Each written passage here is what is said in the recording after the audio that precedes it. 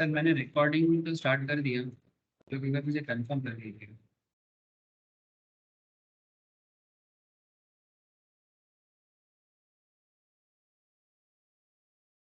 Yes sir. Okay sir.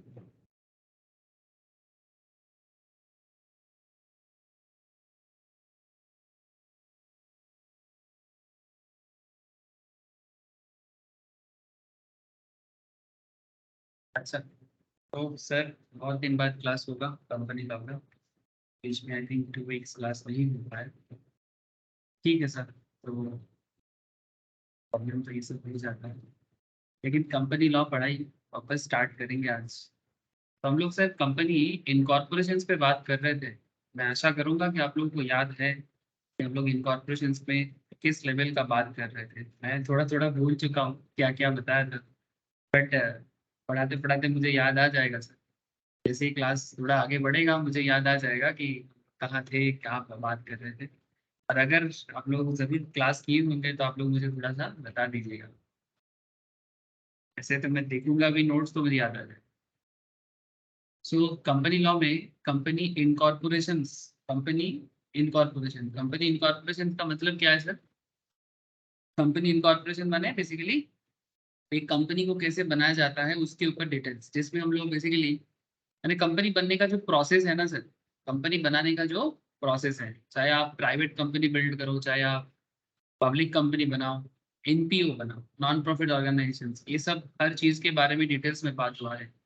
Types of companies कितना, मतलब company का भी अलग अलग कैपिटल वाइज टाइप्स होते हैं ना सर, शेयर कैपिटल के ऊपर बेस करके स्पेशली कुछ लिमिटेड लाइबिलिटी वाले होते हैं, कुछ अनलिमिटेड लाइबिलिटी वाले होते हैं, कुछ आपका मतलब एक तो प्राइवेट हो गया, उधर पब्लिक में हो गया, ठीक है, कुछ गारंटी वाले होते हैं, लिमिटेड बाय गारंटी। तो ये सभी कॉन्सेप्ट जो है सर हम लोग को पता चल चुका है, मुझे याद आ गया सर। तो आज से ना सर मैं आपको कुछ और बातें करूंगा, जैसे मुझे याद आ गया सर। हम लोग लास्ट क्लास एक टॉपिक पढ़े थे, doctrine of sorry doctrine of, बताओ सर डॉक्ट्रिन ऑफ क्या हुआ था? किसको याद है? कौन मुझे बताएगा कि कौन सा डॉक्ट्रिन हुआ था सर? तो बताएं, एक डॉक्ट्रिन पढ़ा था, याद है आप लोग? अरे, doctor ultra vires. Doctrine of ultra vires, thank you sir. Doctrine of ultra vires हम लोग पढ़े थे, याद है आप लोगों को? क्या ये इसका मेन समरी क्या है डॉक्ट्रिन ऑफ अल्ट्रा वायरस का? बताओ सर थोड़ा सा, थोड़ा देखते हैं सर आप लोगों को याददाश्त कैसा है। What is the main concept of doctrine of ultra vires? क्या है सर, बोलो कुछ तो बताओ सर, चुप ना रहो।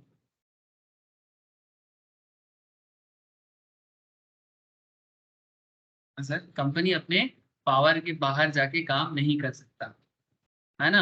याद होगा आप लोगों को, ये डिटेल्स में बात हुआ था डॉक्ट्रिन ऑफ अल्ट्रा वायरस में। इसमें फेमस फेमस केस रहा है सर, जैसे इंडिया का एक फेमस केस है राजेंद्र नाथ दत्ता वर्सेस शैलेंद्र नाथ मुखर्जी का, बट सबसे बड़ा जो फेमस लैंडमार्क केस है सर, ठीक है, लैंडमार्क जजमेंट है एकदम, इसका एक्चुअल नाम है sir Ashbury Railway Carriage versus रीचे।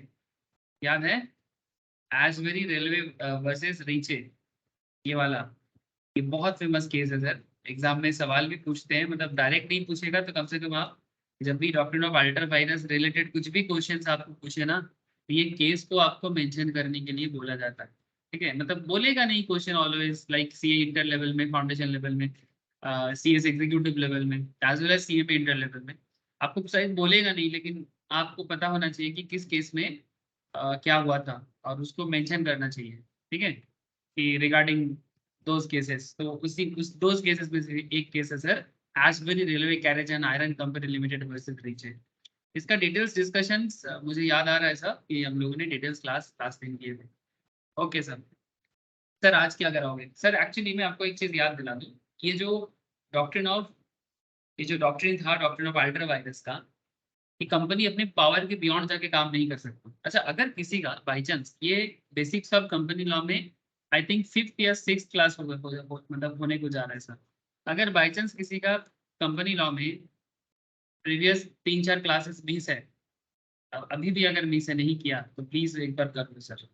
ठीक है, मतलब अभी भी अगर आपने नहीं किया तो कर लो सर, क्योंकि कनेक्शन हो जाएगा तो मेरे लिए भी अच्छा है, आप लोगों के लिए भी अच्छा है ना। तो ये जो पॉइंट था सर, ये बेसिकली एमओए को कनेक्ट करता है। किस चीज को? MOA and AOA. मैं आप लोगों को शो किया था, याद है? चलो याद नहीं है तो याद करवा देते हैं। मुझे भी सब धीरे धीरे याद आ रहा है सर कि मैं क्या क्या बताया था, कि क्या क्या चीज हो चुका था, बीच में कुछ गैप हो गया। जैसे कि ये आपका पेटीएम के ऊपर बात हुआ था। पेटीएम कंपनी के बारे में सबको नॉलेज है कि पेटीएम जब आया था, सर्टिफिकेट ऑफ इनकॉर्पोरेशन उसका कब हुआ था? 2001 में आया था सर पेटीएम। और मैंने आप लोगों को ये भी बताया था कि आप ऑनलाइन से डाउनलोड करें और ओरिजिनल डॉक्यूमेंट्स को देखें। ठीक जिस तरह से मेरे पास दिख रहा है ना सर, सर्टिफिकेट ऑफ इनकॉर्पोरेशन। ठीक है, सर्टिफिकेट ऑफ इनकॉर्पोरेशन ये देखिए 2001। ठीक है, ये दिल्ली में बना था सर पेटीएम, 197 कम्युनिकेशंस के नाम से। 197 कम्युनिकेशन के नाम पे आज भी पेटीएम का वही नाम है सर। पेटीएम तो ब्रांड नेम है, बट कंपनी का नाम 197 है। तो इस तरह से पेटीएम इनकॉर्पोरेट हुआ था। और उसके साथ साथ पेटीएम किस तरह से अपना समय के साथ साथ अपना ऑब्जेक्टिव को बदला है, या फिर वर्क एरिया उनका चेंज हुआ है, तो वो सभी चीजें ना स्पेशल रेजोल्यूशन पास करा के अपना ऑब्जेक्टिव को बताना पड़ा है। आप जितना जाओगे ना, एक एक करके आपको देखने को मिलेगा। ठीक है, हर हर एक ऑल्टरेशन, मतलब जब जब एक में चेंज हुआ है। सर आपको भी याद है सर, मैं क्यों ये सब बात डायरेक्टली आ गया, क्योंकि ये सब मैं बता चुका था कि एमओए क्या होता है सर। मेमोरेंडम ऑफ एसोसिएशन क्या होता है? मेमोरेंडम वो चीज होता है कंपनी के लिए जिसको फॉलो करके ही कंपनी बनाया जाता है। माने बेसिकली कंपनी जब बनता है तो ये कंपनी को बताना पड़ता है कि भाई आप कौन हो, क्या करने आए हो। सिंपल बात है, इसका डिटेल्स मैंने डिस्कस किया था क्लास में।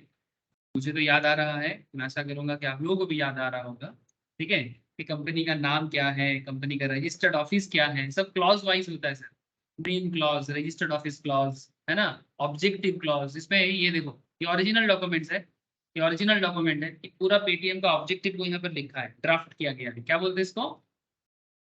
इसको बोलते हैं ड्राफ्टिंग करना। ठीक है, normally chartered accountant, cost accountant as well as company secretary सबसे ज्यादा काम यही करते हैं। सीएस का रोल प्ले बहुत ज्यादा होता है ये सब ड्राफ्टिंग करने में। जब एक कंपनी बनता है ना, तो किस तरह से इसमें ये सब लीगल मैटर को लिखा जाएगा, with consulting of the other finance professional like chartered, CMA, सभी लोग हेल्प करते हैं।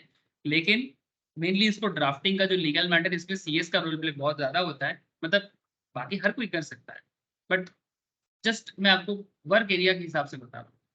बट आप बात को समझो सर, कौन करता है वो तो अलग बात है, बट बात ये है कि सर इसको ड्राफ्ट क्यों किया जाता है? क्योंकि कंपनी के बारे में दुनिया को बताना पड़ता है कि भाई मैं ये हूँ। ठीक है, सबसे बड़ा चीज जो पब्लिक कंपनी, आज पेटीएम एक पब्लिक कंपनी है, दुनिया का पैसा लेके बिजनेस करता है। पब्लिक कंपनी होने के नाते क्या है ना, वो अपने आप को स्टॉक मार्केट में लिस्टेड कर पाते हैं। और स्टॉक मार्केट में लिस्टेड करने के कारण वो क्या होता है, पब्लिक से पैसा लेता है। तो पब्लिक से शेयर लेके, सॉरी शेयर इशू करके उसके बदले उनको कैपिटल मिलता है। बदले में वो अपना बिजनेस को आगे बढ़ाता है ना, ग्रो करता है। आज पेटीएम पेटीएम हम लोग देखते हैं। तो ये पूरा पेटीएम अपना ऑब्जेक्टिव, यहाँ पर कितना ऑब्जेक्टिव का लिस्ट है आप देख सकते हो, सीरियल नंबर वाइज दिया हुआ है। ठीक है, करीब करीब 30 के आसपास तो होगा ही, मोर देन दैट 40 नंबरिंग में मुझे दिख रहा है। ठीक है, अदर ऑब्जेक्ट्स में और भी है।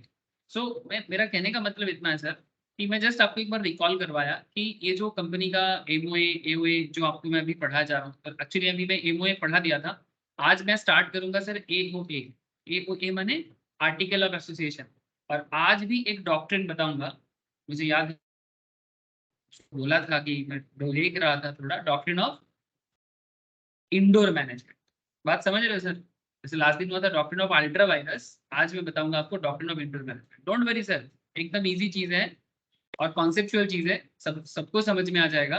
बट बताना जरूरी है सर, ये फाउंडेशन लेवल में भी as well as intermediate level में भी। बस फाउंडेशन में स्पेशली सीए फाउंडेशन स्टूडेंट्स के लिए भी इंपॉर्टेंट है, और CA inter, CMA inter, CA executive सभी के लिए बहुत इंपॉर्टेंट टॉपिक माना जाता है।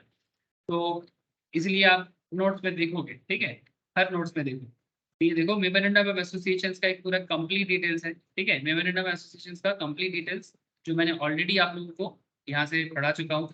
ठीक है, मेमोरेंडम ऑफ एसोसिएशन सेक्शन 4 में बोला है, जो मैं लास्ट क्लास में एकदम डिटेल्स में गो थ्रू करवाया था, मुझे पूरा याद है। एक एक ऑब्जेक्टिव बताया था। अरे हुआ था कि नहीं हुआ था? हेलो, प्लीज बोलिएगा सर, हुआ था? मैं सही बोल रहा हूँ? मतलब मेरा याद ठीक है? सर लॉ का क्लास ऐसे ही बहुत ही डिटेल्स में है, आप लोग थोड़ा आवाज दीजिएगा।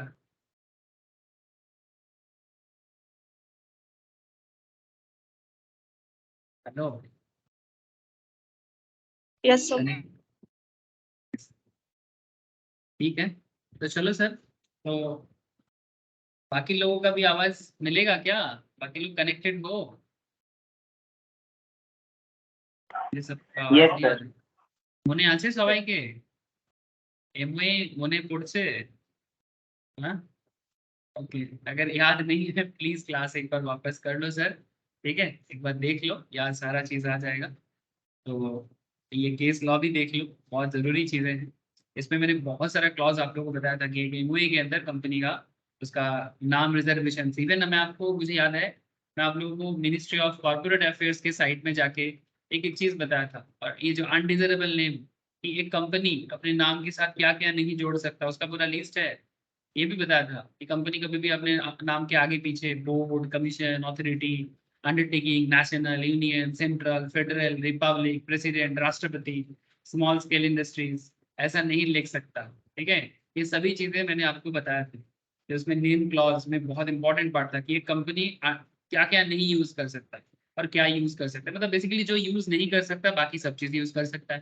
ठीक है, तो यही सब चीज आप डिटेल्स में पढ़ोगे तो आपको समझ में आएगा कि कंपनी अपने नाम के साथ क्या वर्ड जोड़ सकता है, क्या वर्ड नहीं जोड़ सकता। ये ईच एंड एवरीथिंग आप लोगों को एमओए में पता चल जाता है। और उसी एमओए के अंदर मैंने आपको एक डॉक्ट्रिन बता दिया था, कुछ एग्जाम्पल्स भी हो चुका था। ठीक है, आज मैं आपको न्यू टॉपिक में आर्टिकल में बताने जा रहा हूँ सर। मैं इससे पहले भी आर्टिकल के बारे में बताया था, बट आज मैं थोड़ा सा डिटेल्स में बताऊंगा। आर्टिकल ऑफ एसोसिएशन जो कंपनीज एक्ट में सेक्शन 5 में बताया जाता है। ठीक है, सेक्शन 5 में बताया जाता है और इसका जो डेफिनेशन है वो क्या बताया जा रहा है सर, आप थोड़ा देखो। सेक्शन 2 सबसेक्शन 5 में, धीरे धीरे स्टार्ट कर रहा हूँ, गड़बड़ नहीं करना है। जिनको याद नहीं आ रहा है या फिर जिनका बाई चांस किसी कारण से क्लास मिस है, प्लीज एक बार रिकॉल करके सारा क्लास एक बार, अगर उनके पास है, अगर लिंक नहीं मिलता है तो मेरे से याद करके ले लो। और एक बार 3-4 क्लास सुन लोगे ना, सब चीज एकदम याद आ जाएगी। So as per section 2 subsection 5, article means the article of association of a company as originally framed or as altered from time to time or applied in pursuance of any previous company law of this act. सबसे पहले तो आपको ये समझना पड़ेगा, ये सब बात मैं पहले भी किया था, मैं फिर से कर रहा हूँ कि हर कंपनी का एक एमओए और एओए का जो कॉन्सेप्ट है, एमओए का मतलब होता है कंपनी का कॉन्स्टिट्यूशन, है ना सर? इन सिंपल एमओए माने कंपनी का कॉन्स्टिट्यूशन, माने इसी के बेसिस में कंपनी चलता है।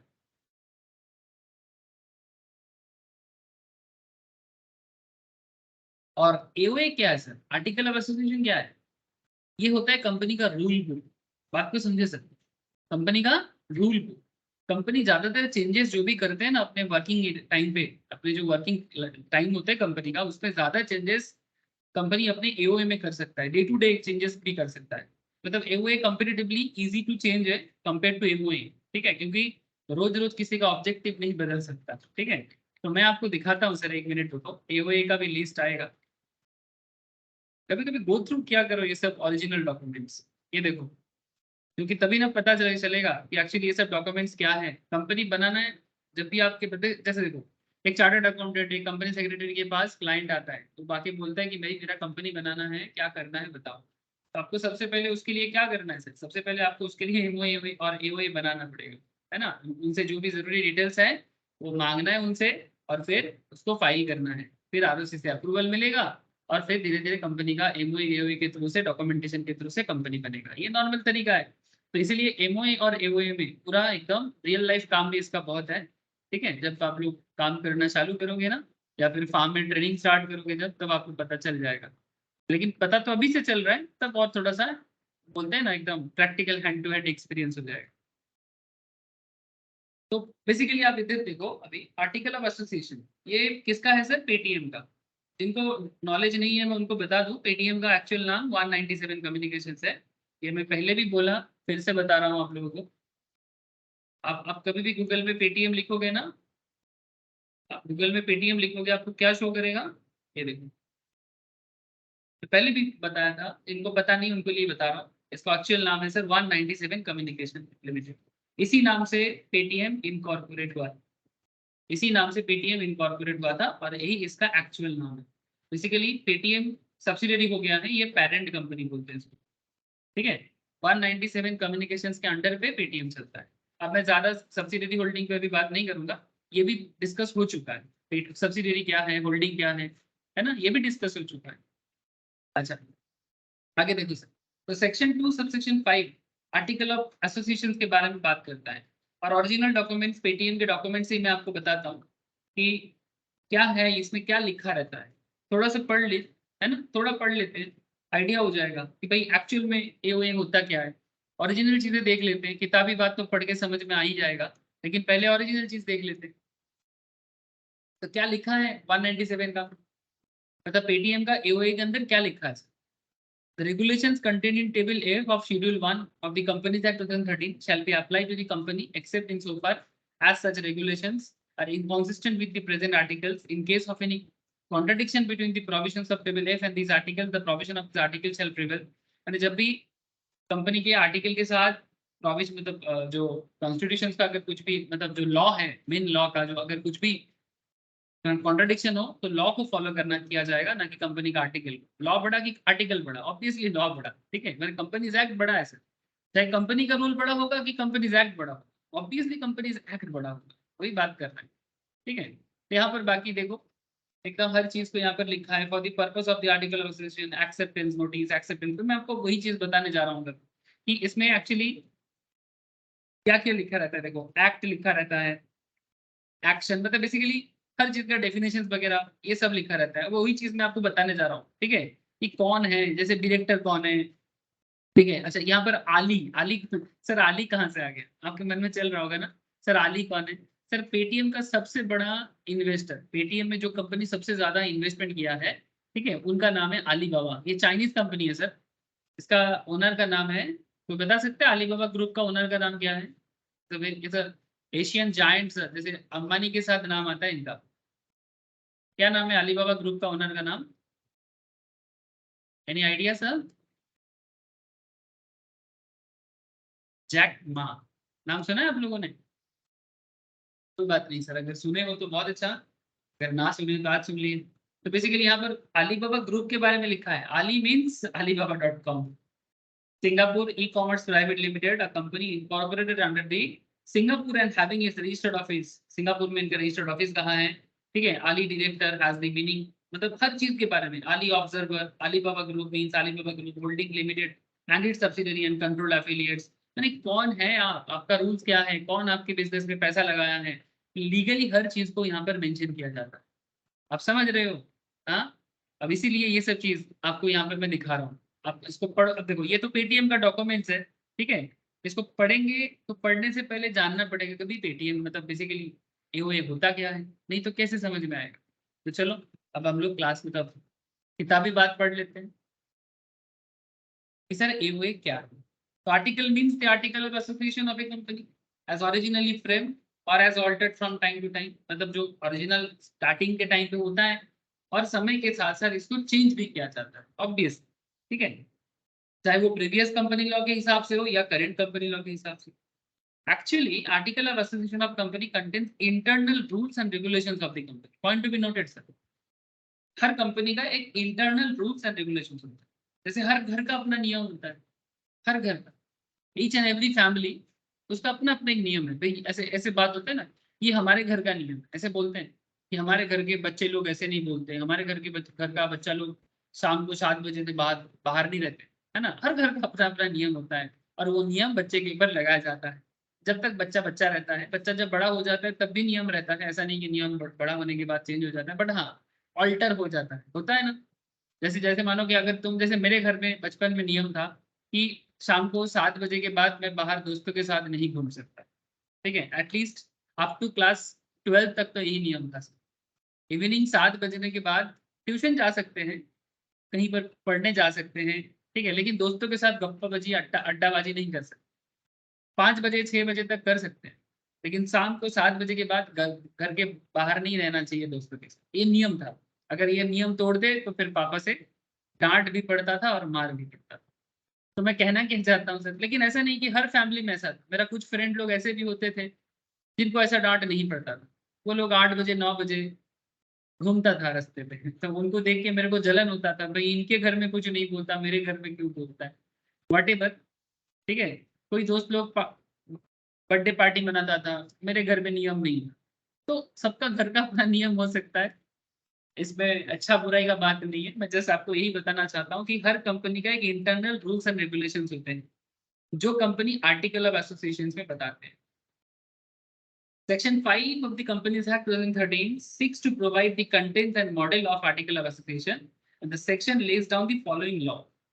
सेक्शन में क्या क्या चीजें बेसिकली बोला जाता है, मैं आपको थोड़ा सा पढ़ के सुनाता हूँ, आप मेरे साथ साथ थोड़ा सुनो। ठीक है, याद भी कर लो, अभी अभी मेरे साथ साथ याद कर लो। कोई कोई स्टूडेंट ऐसे होते हैं, वो सोचते हैं कि अच्छा अभी पढ़ लेते हैं, सर पढ़ा रहे तो सर का पढ़ाई सुन लेते हैं, फिर बाद में रिवाइज मारेंगे। अरे क्या रिवाइज मारना, इतना तो धीरे धीरे बात होता है। अब बाद में कोई चीज स्मार्ट वर्क करो सर, क्लास करते करते एग्जाम का रेडी करो। मेरा तो मानना ही है, अगर डिटेल्स में पढ़ाई होता है तो इसका फायदा जरूर उठाना चाहिए। तो कंटेंट्स रेगुलेशंस पॉइंट नंबर 1 है ना, अपना नोट बनाते जाओ मेरे साथ साथ, है ना, कि भाई आर्टिकल में क्या लिखा है। तो कंटेंट्स रेगुलेशंस, अपना एक कॉपी लो हाथ में, मतलब अपने पास एक कॉपी रखो, और जो भी मैं बताते जाता रहता हूँ आप उसको एक एक पॉइंट को नोट डाउन करते जाओ शॉर्ट में, एटलीस्ट मेन पॉइंट को। सारा चीज शायद लिख नहीं पाओगे, बट एटलीस्ट जितना लिख पाओगे, या फिर बाद में जो बाकी रह जाएगा वो बाद में भर लेना नोट कर लिख करके। इसमें क्या होगा, पढ़ते पढ़ते लिखना हो जाएगा, और टॉपिक भी रेडी हो जाएगा कि आर्टिकल ऑफ एसोसिएशन में क्या रहता है, आर्टिकल ऑफ एसोसिएशन का कंटेंट क्या है, ये बाद में याद करने का जरूरत नहीं होगा। मेरे साथ साथ पढ़ते पढ़ते आप लोगों का लॉ का नोट्स खुद रेडी हो जाएगा, और अपना नोट पढ़ के जब आप एग्जाम देने जाओगे सारा चीज एक से ही याद आ जाएगा। ये मैं आपको टेक्निक बता रहा हूँ। हम लोग ऐसे करते थे सर, हम लोग हमेशा नोट खुद बनाते थे। तो दूसरे का नोट लेके, एक इंटरेस्टिंग चीज क्या है, दूसरे का नोट लेके, ठीक है, उसको याद करने में, और फिर एग्जाम में जाके आधा चीज याद आता है, आधा चीज याद नहीं आता। लेकिन अपना लिखा हुआ चीज हम लोग कभी नहीं भूलते। ये एक्चुअली साइंस है, ये एक्चुअली साइंस है। हम लोग जो लिखते हैं उसका एक इमेज बनता है जो हमारे सबकॉन्शियस माइंड में फिट होते हैं, और वो इमेज जब हम लोग जरूरत पड़ते हैं ना, तो वो सबकॉन्शियस माइंड से कॉन्शियस माइंड में शिफ्ट हो जाता है, और इसलिए क्या होता है, जल्दी रिमेम्बर होता है। और जल्दी रिमेम्बर होता है तो एग्जाम में हाथ भी फास्ट फास्ट चलता है, और एग्जाम में हाथ फास्ट चलेगा तो आप पेपर टाइम पे कंप्लीट कर पाओगे, सारा चीज अटेंड कर पाओगे, और रीचेक भी कर पाओगे। ये सब साइंस है। चलो सर, ज्यादा ज्ञान नहीं देना चाहिए। ओके, तो रेगुलेशंस कंटेन होता है वो के अंदर, article of a company shall contain the regulations for the management of the company. एक कंपनी का मैनेजमेंट कैसे काम करेगा वो आर्टिकल में लिखा रहेगा। जैसे अभी मैं आपको पेटीएम का मैनेजमेंट में बता रहा था कि पेटीएम में अलीबाबा ग्रुप सबसे ज्यादा बड़ा शेयर होल्डर है, आपको पता है अलीबाबा ग्रुप के बारे में नॉलेज है सर? जैसे मैंने लिखा था ना पेटीएम बोल के, तो पेटीएम जैसे मैंने लिखा था मैं आपको दिखाता हूँ। पेटीएम का ओनर का नाम है सर विजय शेखर शर्मा, जो इंडिया में पेटीएम को बनाया वही उसका मालिक है। लेकिन अगर आप पेटीएम का शेयर होल्डिंग कॉन्सेप्ट देखोगे तो इसमें ये देखो सर, ये एंड ग्रुप दिखाई दे रहा है, ये and group actually Alibaba group का ही पेरेंट ऑर्गेनाइजेशन है, मतलब सब्सिडरी है। अब यहाँ पर देखो, ये देखो एंड फाइनेंशियल्स क्या लिखा है, is an affiliate company of the Chinese conglomerate Alibaba group. तो मतलब क्या हुआ, हेलो, बात समझ में आ रहा है आप लोगों को? मैं आप लोगों को थोड़ा प्रैक्टिकल कनेक्ट कराने का कोशिश कर रहा हूँ। एक तरफ मैं आपको बोला कि पेटीएम में अलीबाबा का इन्वेस्टमेंट है, लेकिन यहाँ पर जब मैंने चेक करने गया तो मुझे क्या दिखाया कि पेटीएम में अलीबाबा से भी ज्यादा इन्वेस्टमेंट किसका है सर, एंड का है। देखो, अब मैं एंड ग्रुप में चेक करने गया तो एंड क्या निकला सर, एंड क्या निकला, अलीबाबा का ही एक सब्सिडियरी निकला। इसलिए क्या लिखा है, is an affiliate company of the Chinese conglomerate Alibaba. माने Alibaba is a parent organisation, उसका सब्सिडियरी एंड, और एंड ने पेटीएम में इन्वेस्ट करके रखा है। उसके अलावा और भी कंपनीज हैं जिन्होंने पेटीएम में अपना पैसा लगा के रखा है, जैसे कि एसबीएफ इंडिया होल्डिंग्स, केमैन, ठीक है, सैफ मॉरिसस कंपनी, वो भी इन्वेस्टमेंट कंपनी है, एक्सिस ट्रस्टी, ठीक है, BH international, Canada pension plan investment board. इस तरह से पेटीएम के पास पैसा है, ठीक है। और अपना जो ओनर है, अपना जो विजय शेखर शर्मा जी है, इनका 9%, 8.92% के आसपास इनका टोटल शेयर होल्डिंग का पार्ट है। सो मेरा कहने का मतलब क्या है सर, कि ये जो पूरा फंक्शनलिटीज आपको कंपनी के अंदर जो शेयर होल्डिंग पैटर्न दिख रहा है, आखिर ये मैनेजमेंट का ही तो पार्ट है ना। तो मैं बस इसीलिए आपको बोला कि मैनेजमेंट में कौन है वो सारा चीज लिखा रहता है। तो article of a company shall contain the regulations for the management of the company, inclusion of matters, the article shall also contain such matter, article क्या कंटेन करता है, such matter as are prescribed under the rule. However, a company may also include such additional matters in its article as may be considered necessary for its management. जरूरत के हिसाब से। Entrenchment के बारे में कुछ बोला है सर, व्हाट इज एंट्रेंचमेंट? आपको समझना चाहिए एंट्रेंचमेंट क्या है। It's a new word, obviously किसी किसी के लिए न्यू वर्ड लग सकता है। सर एंट्रेंचमेंट का मतलब होता है कि ये आर्टिकल ऑफ एसोसिएशन में क्या लिखता है, बहुत क्लियरली लिखता है, usually an article of association may be altered by passing special resolutions, point to be noted. अब बहुत लोगों ने अभी तक रिजोल्यूशन का क्लास नहीं किया। एक्चुअली ये एडवांस में मैं बताऊंगा आगे आगे। एक चैप्टर आता है सर, स्पेशली इंटरमीडिएट लेवल का ही टॉपिक है। टॉपिक का नाम है सर मैनेजमेंट एंड एडमिनिस्ट्रेशन बोल के, जहां पर एक कंपनी का मैनेजमेंट कैसे काम कर रहे हैं उसका पूरा रूल्स रेगुलेशंस बताया जाता है। ठीक है, जहां पर ये रिजोल्यूशन के बारे में भी बात किया गया है। रिजोल्यूशन क्या है? जब भी कंपनी किसी मैटर पे डिसीजन लेते हैं तो उसमें रेजोल्यूशन पास कराना पड़ता है। बात को समझे? ओके, किसी भी मैटर में जब भी कंपनी काम करते हैं तो उस पर रेजोल्यूशन लेना पड़ता है। बिना रेजोल्यूशन का कंपनी कोई भी काम नहीं कर सकता, है ना। जैसे मैं आपको पेटीएम में ही दिखाता हूँ, क्योंकि मेरे पास पेटीएम का डॉक्यूमेंट्स है इसलिए मैं आपको पेटीएम से शो कर रहा हूँ सर। आप अपने हिसाब से कोई भी कंपनी का डेटा ऑनलाइन से निकाल के देख सकते हो। इसमें पेटीएम के साथ मेरा कोई स्पेशल रिश्ता नहीं है कि सर आप हमेशा पेटीएम निकाल लेते हो, अरे बस एज ए रेफरेंस निकालता हूँ। ठीक है, तो जस्ट मैं आपको एक छोटा सा चीज बताना चाहूंगा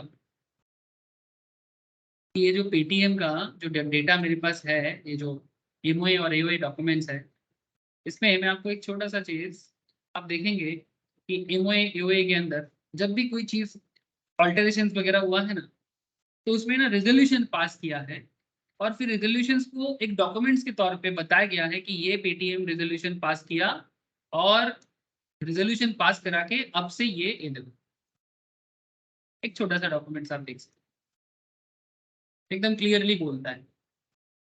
section 13 subsection 1, certificate of registration of the special resolutions confirming alteration of object clause. अच्छा ये एमओए का है, लेकिन बात कोई नहीं सर, आप समझो बात। ऑब्जेक्ट क्लॉज में चेंज माने एमओए का changes. The shareholder of Messrs 197 Communication Limited having passed the special resolutions in an annual or extraordinary general meeting. Actually मैं आपको बोला ना, एक टॉपिक आता है जो बेसिकली इंटरमीडिएट लेवल में बताया जाता है, इंटरमीडिएट के एडवांस क्लास में, कि वहां पर क्योंकि ये बेसिक्स ऑफ कंपनी लॉ चल रहा है तो वहां पर मैं बताता हूँ, मतलब ये सब डिटेल्स में एजीएम क्या होता है, एनुअल जनरल मीटिंग, ईजीएम क्या होता है, एक्स्ट्राऑर्डिनरी जनरल मीटिंग। ठीक है, इस तरह का चीजें वहां पर डिस्कस होता है। बट आप इतना जान लो कि कंपनी हर साल एजीएम ईजीएम करते हैं। अभी बेसिक लेवल चर्चा चल रहा है इसलिए मैं बोल रहा हूँ कि कंपनी हर साल एजीएम ईजीएम चलाते हैं, है ना। एजीएम तो मैंडेटरी है, और अगर एजीएम में कोई बात पूरा नहीं होता उसके लिए कंपनी ईजीएम बुलाते हैं। ठीक है, तो एनुअल मीटिंग और एक्स्ट्रा जनरल मीटिंग में कंपनी रेजोल्यूशन पास कराते हैं। ठीक है, अगर कोई स्पेशल मैटर आ गया तो रेजोल्यूशन कैसे पास होगा? वोट होता है सर, वोट। ठीक है, मेंबर के बीच में, जैसे इलेक्शन होता है देश के अंदर, वैसे कंपनी के अंदर भी इलेक्शन होता है, मेंबर्स वोट देते हैं किसी पर्टिकुलर मैटर में रेजोल्यूशन पास कराने के लिए। अगर मैक्सिमम लोग फेवर में हो गया तो पास होगा। जैसे स्पेशल रेजोल्यूशन के लिए 75% फेवर में होना चाहिए, तब जाके स्पेशल रेजोल्यूशन पास होता है।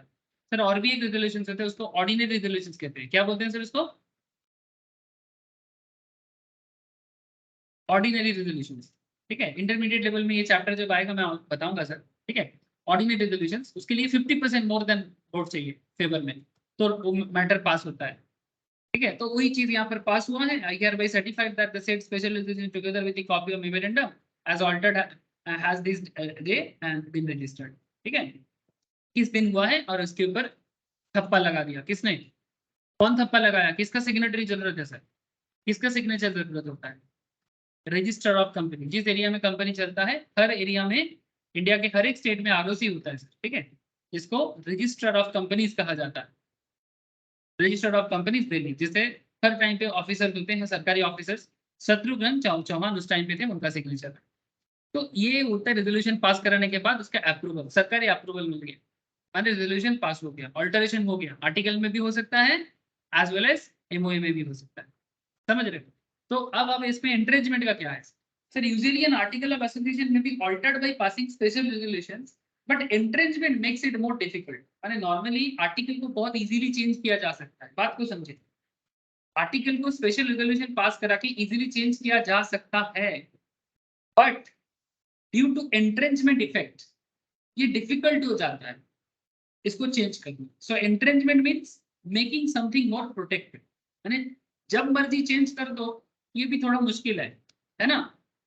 मैंने आज आप कुछ रूल्स लेके काम कर रहे हो, 2 दिन बाद आपका रूल्स चेंज हो जाएगा। अगर बाद में रूल्स चेंज हो जाएगा तो फिर कियोस्क क्रिएट हो जाएगा, है ना। तो कभी कभी उसमें भी थोड़ा प्रोटेक्शन लाना चाहिए।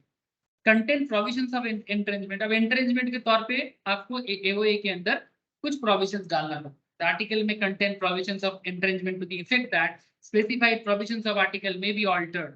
माने आप किसी रूल को, आर्टिकल के अंदर जो रूल वगैरह है उसको आप चेंज कर सकते हो। इसलिए क्या लिखता है, specified provisions of the article में be altered only if conditions और procedure as that are more restrictive than those applicable in the case are met or complied with। मतलब अगर कोई पर्टिकुलर कंडीशन फुलफिल होता है तभी जाके चेंज होगा, नहीं तो नहीं।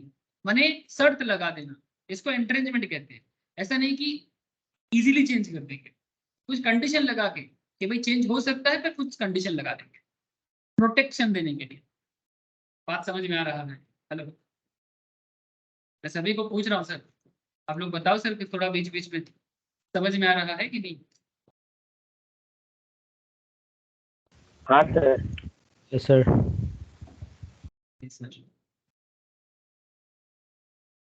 इसको बोलते हैं एंट्रेंचमेंट, ठीक है। मैंने चेंज तो कर सकते हैं, पर चेंज के साथ थोड़ा सा क्या लगा देंगे sir?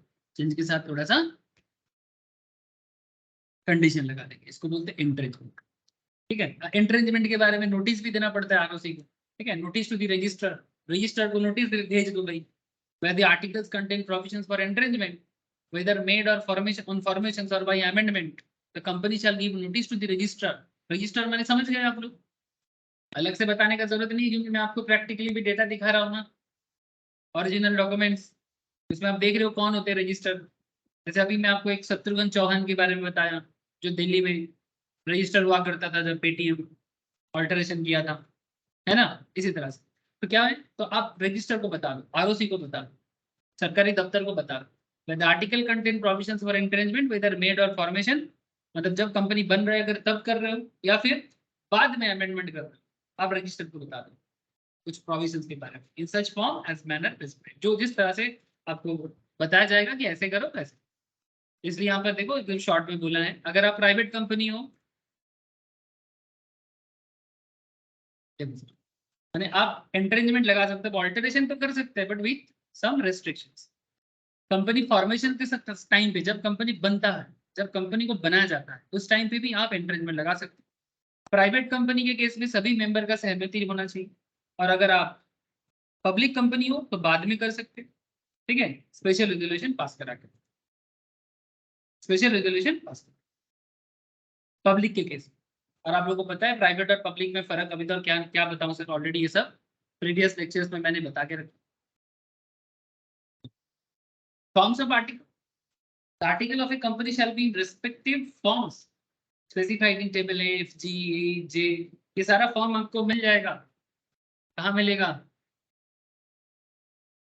Ministry of corporate affairs के साइट, जरूरी फॉर्म के बारे में, ठीक है। आप यहाँ पर एमसीए फॉर्म्स भी लिखोगे ना, आपको दिखा दो।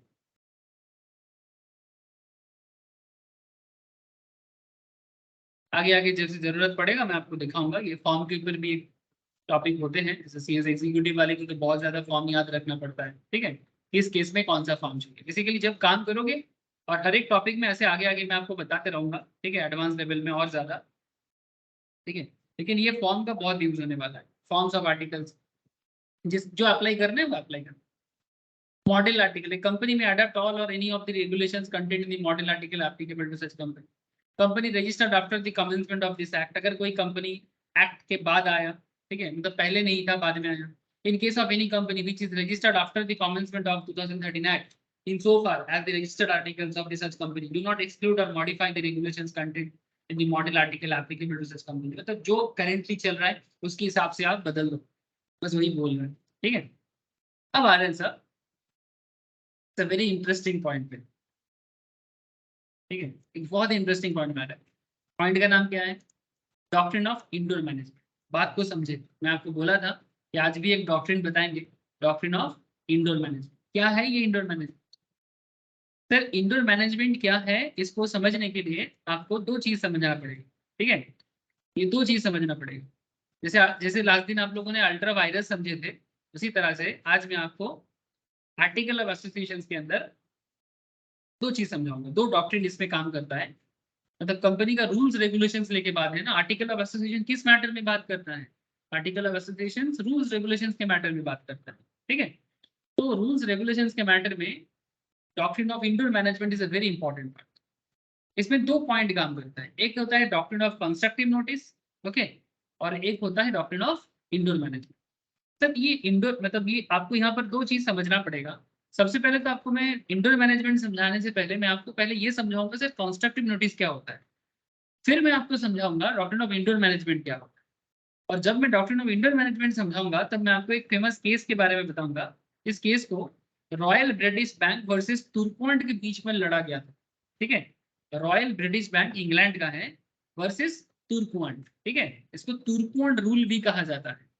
इस केस के बेसिस में जो रूल बना था, ये केस जो बना था, इसको तुर्कपॉइंट रूल भी कहा जाता है।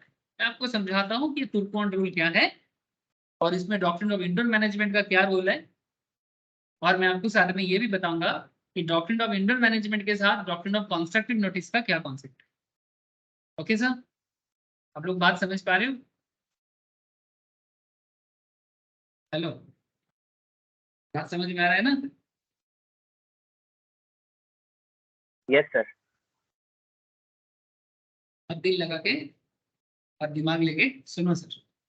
ठीक है, थोड़ा सा पेशेंसफुली सुनना है और थोड़ा माथा को शांत रखना है, क्योंकि डॉक्ट्रिन है, केयरफुली सुनोगे तो केयरफुली याद रहेगा। ओके, देखो, तो मैं आपको पहले सिंप्लीफाइड वे में कंस्ट्रक्टिव नोटिस थोड़ा बता दें। क्या है constructive notice? Section 399 companies act 2013 provide that, ध्यान से सुनना, any person can inspect bye electronic means any document kept bye registrar, okay, or make a record of the same, or get a copy or extract of any document, including certificate of incorporations of any company on payment of prescribed fees. तो पहले आप ये समझो, section 399 आपको क्या power देता है? Companies act 2013 में सेक्शन 399, ओके, सेक्शन 399 आपको क्या पावर देता है?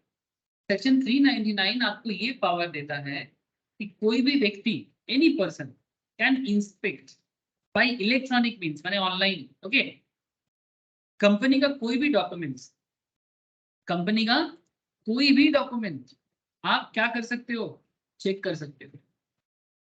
जैसे जिस तरह से मैं यहाँ पर पेटीएम का डॉक्यूमेंट चेक कर रहा है कि नहीं कर रहा है? हाँ सर, हम लोग अभी क्लास में पेटीएम का ये डॉक्यूमेंट्स इलेक्ट्रॉनिकली चेक कर पा रहे हैं। ये क्या डॉक्यूमेंट है पेटीएम का? Certificate of incorporation. ऐसा किसी भी कंपनी का चेक कर सकते हैं। जैसे मेरे पास और एक कंपनी का डेटा नॉर्मली कंप्यूटर में लोड रहता है, टाटा पावर का।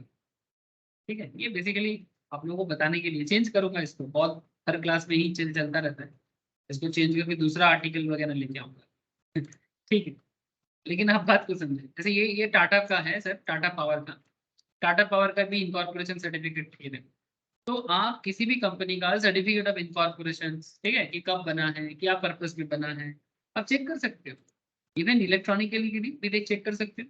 आजकल कंपनी बहुत सारे डॉक्यूमेंट्स ऐसे ऑनलाइन में अवेलेबल करवा देते हैं, बट अगर आपको एकदम ऑथेंटिक सोर्स से चाहिए तो आपको कहाँ से लेना पड़ेगा? मिनिस्ट्री ऑफ कॉर्पोरेट अफेयर्स में, मतलब बेसिकली रजिस्टर ऑफ कंपनीज। कहाँ से लेना पड़ेगा? Register of companies. समझ रहे बात? तो क्या करना है सर, जो कंपनी के किसके पास सारा डॉक्यूमेंट्स होते हैं? रजिस्ट्रार के पास, ओके, आरओसी के पास। तो कोई भी व्यक्ति सर्टेन फीस देके कंपनी का कोई भी डॉक्यूमेंट्स ले सकता है, उसको रिकॉर्ड भी कर सकता है और उसका कॉपी भी ले सकता है, मैंने एक्सट्रैक्ट कर सकता है, मतलब पेज वगैरह का जो भी चार्जेस पड़ेगा प्रिंटिंग चार्जेस वगैरह वो सब।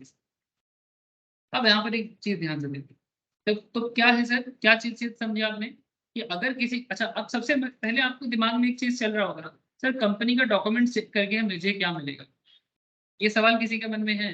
हेलो, किसी के मन में ये सवाल है कि सर कंपनी का डॉक्यूमेंट्स कोई क्यों क्यों चेक करना चाहेगा? Please tell me. पेटीएम का डॉक्यूमेंट चेक करके, इनकॉर्पोरेशन सर्टिफिकेट चेक करके किसी इंसान को क्या फायदा है?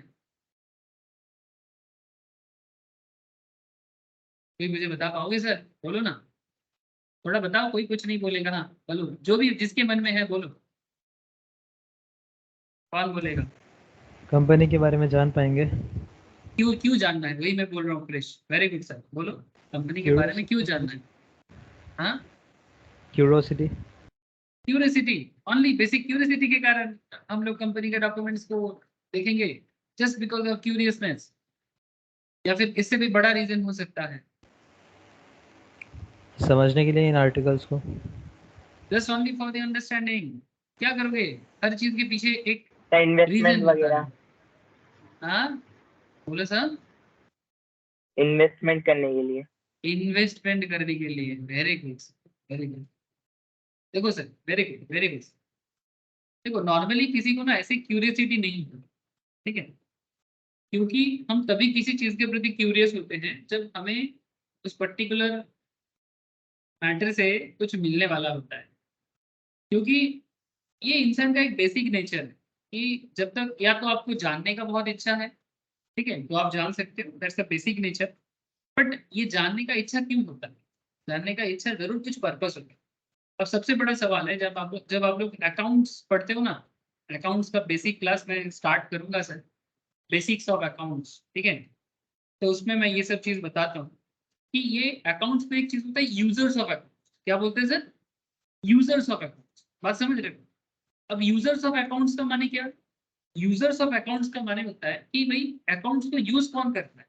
ये अकाउंट्स के एकदम बेसिक्स में, क्लास 11 में सीए फाउंडेशन का स्टार्टिंग में, सीएस एग्जीक्यूटिव के स्टार्टिंग में, सीए में इंटर के स्टार्टिंग में, ये पूरा चीज रहता है यूजर्स ऑफ अकाउंट्स। तो आप देखना उसमें लिखा रहता है यूजर्स ऑफ अकाउंट्स जो है उसमें क्रेडिटर होते हैं, इन्वेस्टर्स होते हैं, है ना, कि कंपनी का अकाउंट्स तो किसको चाहिए, किसको चाहिए कंपनी के अकाउंट्स का डेटा?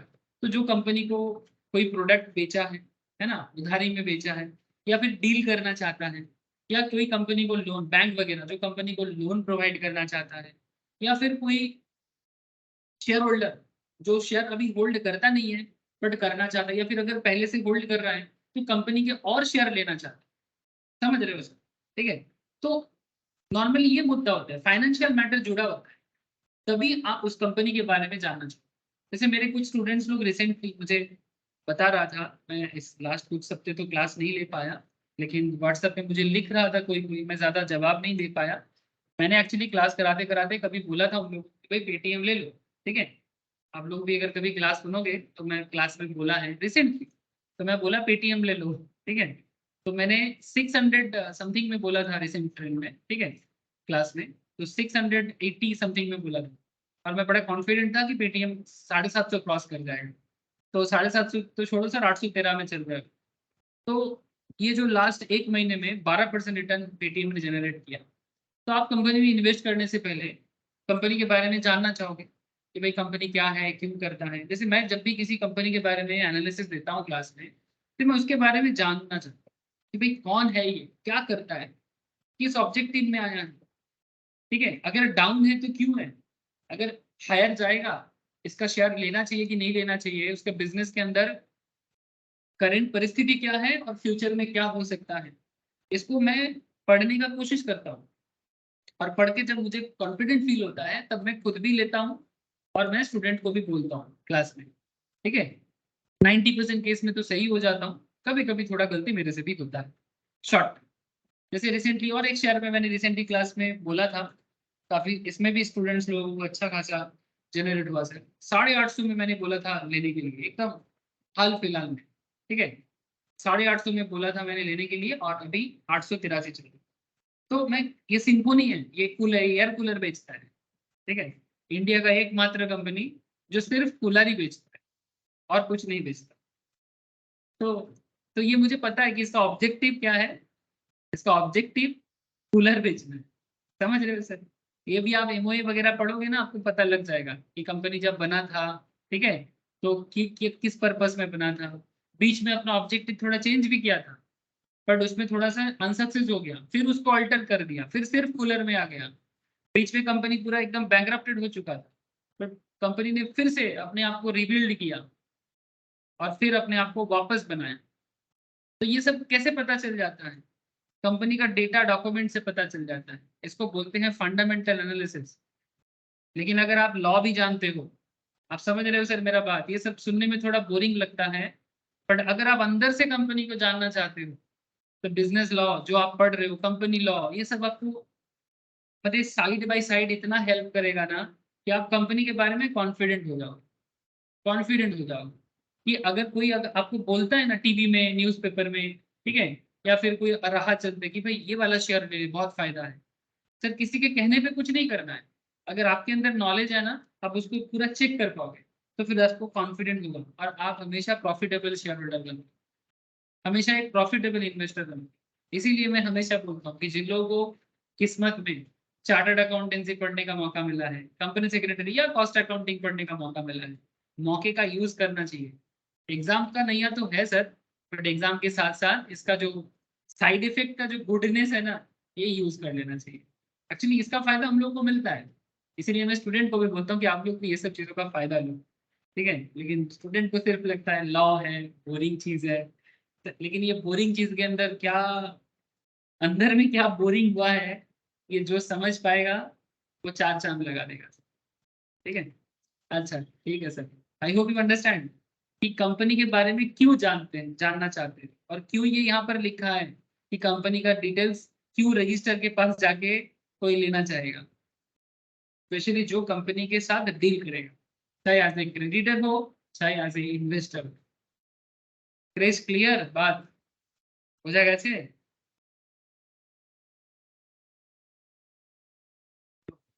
सभी को पूछ रहा हूँ।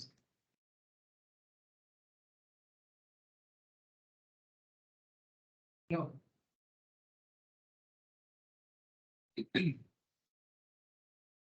किसी का आवाज ही नहीं आ रहा है, कनेक्टेड है सब कोई?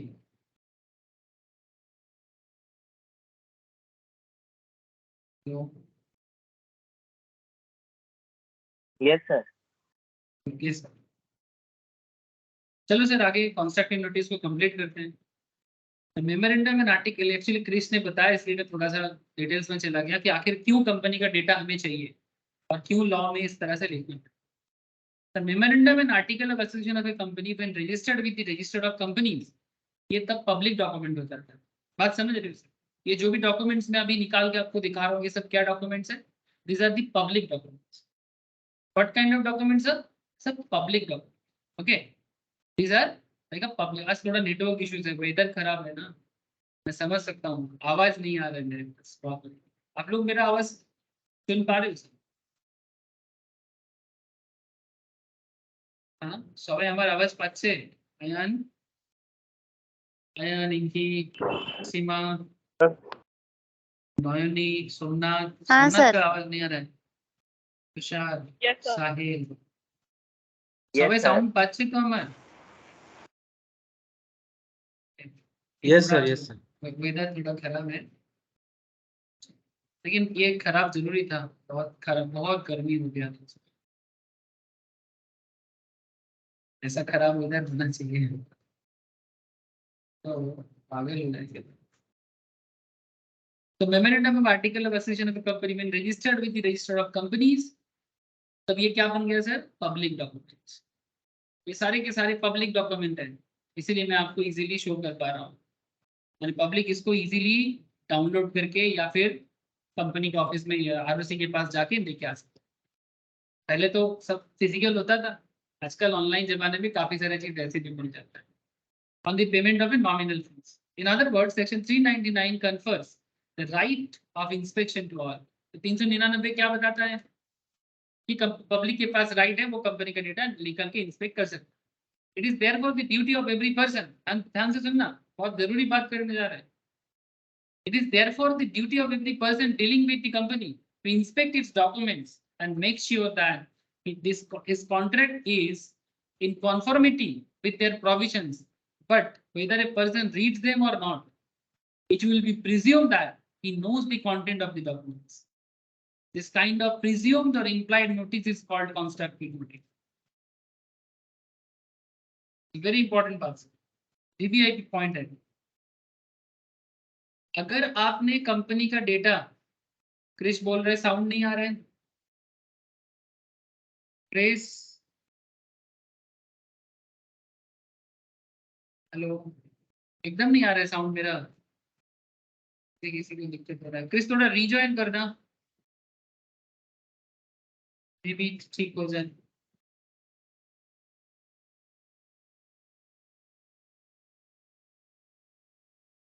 दो चार जन को दिक्कत हो रहा है, मुझे लिख रहा है।